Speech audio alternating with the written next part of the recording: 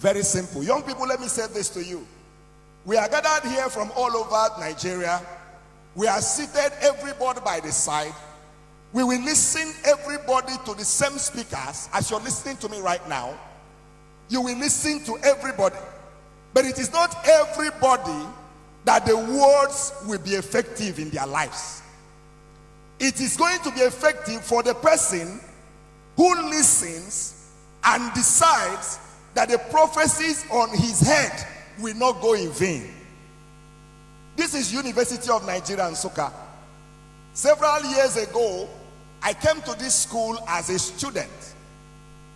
Before I came to this school as a student, I was physically challenged at the age of 3.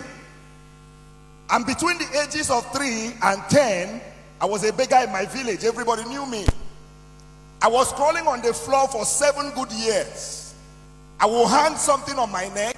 I will go to the marketplace to beg. That was what I was doing for 7 years.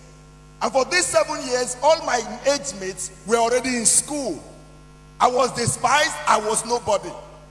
Until one day, I decided to go to school. And when I got to school, the headmaster made a mockery of me and said to my father, "Why did you bring this one here? What did he come here to do?" He said to my father, "He can't be a student. So take him back home. He can't be a student." And then I asked the man, "What will I do?" If you want to maximize who you are in life, you don't tell stories of what has happened to you. You tell stories of what will I do to come out of what has happened to me. That's the question. So I asked the man, "What will I do?" He said, "Go and learn how to walk." And for 1 year, I was learning how to walk with this stick. And I'll take a step and I will fall. Young people, listen to me. On the journey to success, you're going to fall several times. But when you fall, you're going to get right back on your legs. You're going to write an exam several times, but you won't give up until you pass that exam. You're going to go for interviews several times. You're going to be rejected, but each time they reject you, you return. You're going to set up businesses several times. You're going to make mistakes, but a mistake does not define who you are. And so from primary school, working with a stick, I came to this University of Nigeria, Nsukka. And when I entered this school, life was a hell for me. No money to eat, nothing. And then, to make matters worse, I didn't have a leg to walk with. I was telling my driver that brought me that I used to walk from 6 flats to Akintola Hostel with this stick in my hand. Why? Because I wanted to prove somebody wrong. I knew I might be physically challenged, but that is not who I am. I know that you might not be beautiful according to people's standards, but that's not who you are. I know you might not be as rich as others, but that's not who you are.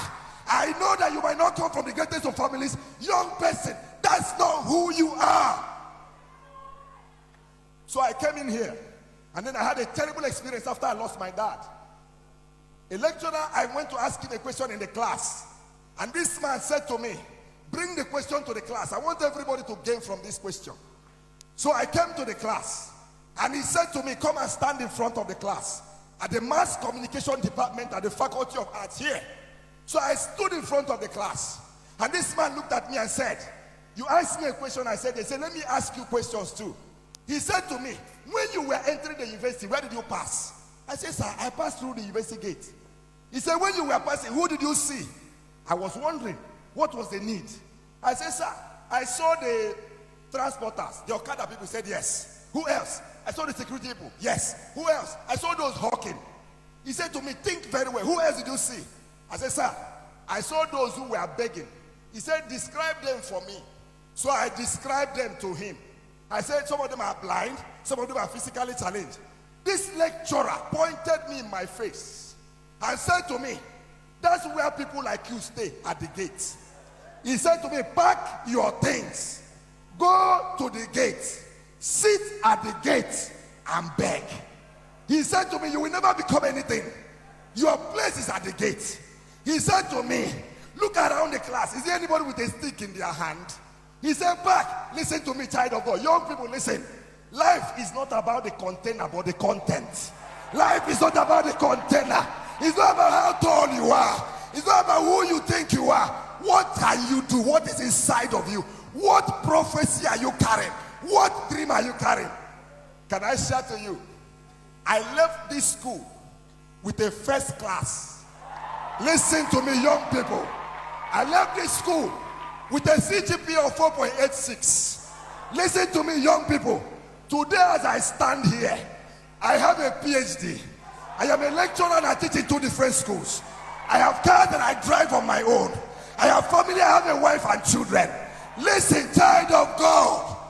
Nobody is your classmate. You are your own. Nobody should influence you.